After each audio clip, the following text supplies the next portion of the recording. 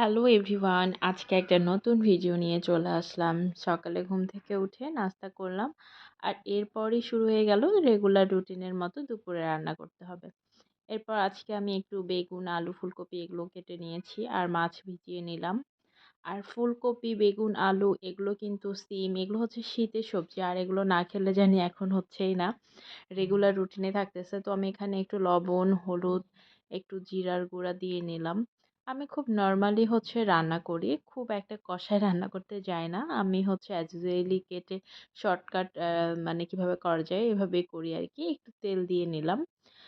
তারপর এই তো নেড়ে চেড়ে বসিয়ে দিলাম সবজি। আর আজকে আমি একদম শুকনো ভাজা ভাজা করব, একদমই সবজি করব না, কারণ আর রেগুলার হচ্ছে সবজি খাচ্ছি। তো ভাবলাম আজকে একটু ভাজার মতো করে করি। তো এখানে একটু পেঁয়াজ কুচি, একটু কাঁচামরিচ দিলাম, দিয়ে ঢেকে দিলাম। এরপরেই তো নেড়ে চেড়ে ঢাকনা দিয়ে ঢেকে রেখে দিব, লো ফ্লেমে রেখে দিব যেন আস্তে আস্তে হয় আর কি। আর আমি হচ্ছে ইদানিং চিন্তা করতেছি তোমাদেরকে ছোট ছোট রান্নার কিছু ক্লিপ শেয়ার করব। এরপর হচ্ছে আমি এখানে মাছ নিয়েছিলাম। হ্যাঁ, এগুলো হচ্ছে দেশি তেলাপিয়া মাছ। সো এগুলোকে একটু লবণ, একটু হলুদ, একটু হচ্ছে গুঁড়া মরিচ, সব কিছু দিয়ে মাখিয়ে রাখবো। একটু ধনের গুঁড়াও দিব আমি। তো এই তো সবকিছু একটু একটু করে দিয়ে নিচ্ছিলাম। আসলে ভিডিও ওভাবে করা হয় না, তাই একটু নার্ভাস, আর ক্যামেরাটা অনেক কাঁপতেছিল। মানে হাতে ফোন রেখে ভিডিও করলে যা হয় আর কি। তারপর এই তো হাতে সুন্দর করে মেখে মেখে তারপরে হচ্ছে কিছুক্ষণের জন্য আমাকে রেখে দিতে হবে, যাতে করে মাছটা খেতে ভালো লাগে। আমি আসলে মাছ ভাজার আগে একটু আগে থেকেই মেখে রাখি।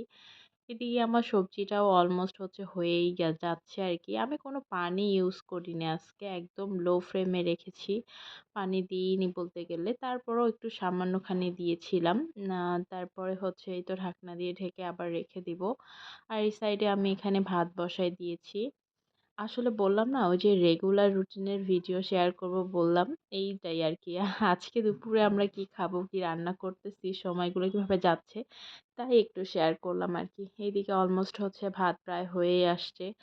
আর দেখো বারান্দা থেকে বাইরের ওয়েদারটা কিরকম হয়ে গেছে, তাই না? একদম রোদ নাই, হালকা হালকা সূর্য। তারপরে হচ্ছে কাপড় শুকাতেও এখন একটু হ্যাসেল হচ্ছে আর কি।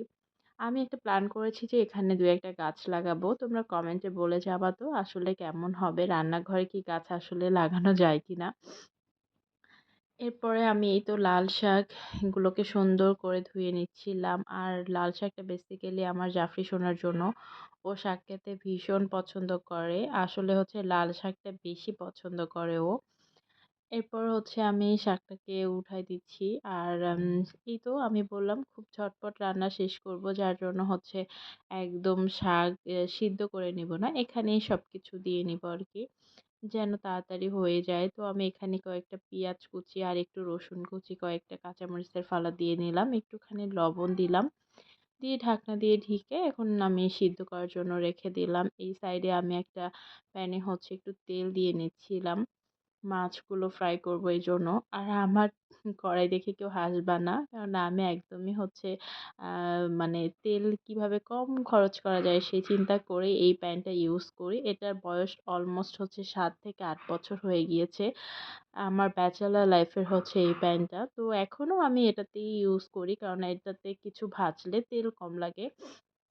তো মাছগুলো আমি ভেজে নিচ্ছিলাম, আর এই সাইডে সিদ্ধ হচ্ছে শাকগুলো একটু দেখে নিলাম আর কি কি অবস্থা। তো একটু দেখার পরে একটু মলাইন হয়ে এসেছে। এখন সুন্দর করে নেড়ে চেড়ে দিব, যেন খুব সুন্দর করে সিদ্ধ হয়ে যায় আর কি। আর আমি লাল শাকটা কিন্তু বরাবরই এভাবেই ভাজি করি, একদম সব কিছু দিয়ে নেই, তারপরে একটু নেড়ে চেড়ে মলাইন হয়ে আসলেই নামিয়ে নিই। আর কাঁচামরিচ দেখে কেউ ভয় পাবা না, আমার বাচ্চা মোটামুটি ঝাল খেতে ইউজ টু হয়ে গিয়েছে। এরপরে তো মাছগুলোকে উল্টায় নিচ্ছিলাম, আর নিতে গিয়ে এই তো ভেঙে যাচ্ছিল, আমি পাচ্ছিলাম না আর কি। আসলে মানে রান্না আসলে আমি সেভাবে পারি না, টুকটাক চেষ্টা করি আর কি। এরপরও আর কি দেখা যাক কি হয়। ভেঙেই যাবে অলমোস্ট, আমি জানি। আমি মানে কিছু করার নাই, আমি পারি না, পারতেছি না, কি করবো আর। এরপরে তো এইদিকে শাকটাও হয়ে যাচ্ছিল। আচ্ছা তোমরা বলো তো এই লাল শাক খেতে কে কে পছন্দ করো? আর লাল শাকের এই লাল পানিটা দেখে তোমাদের কার কি ধারণা হয়? ছোটবেলায় তো এই সিদ্ধ করা পানিটা আমি খেতে ভীষণ পছন্দ করতাম। আর এইদিকে আমার মাছ ভাজাটা অলমোস্ট হয়ে গিয়েছে, তো এই তেলেই আমি হচ্ছে একটু পেঁয়াজ কুচি, কাঁচামরিচ, রসুন কুচি দিয়ে নিলাম।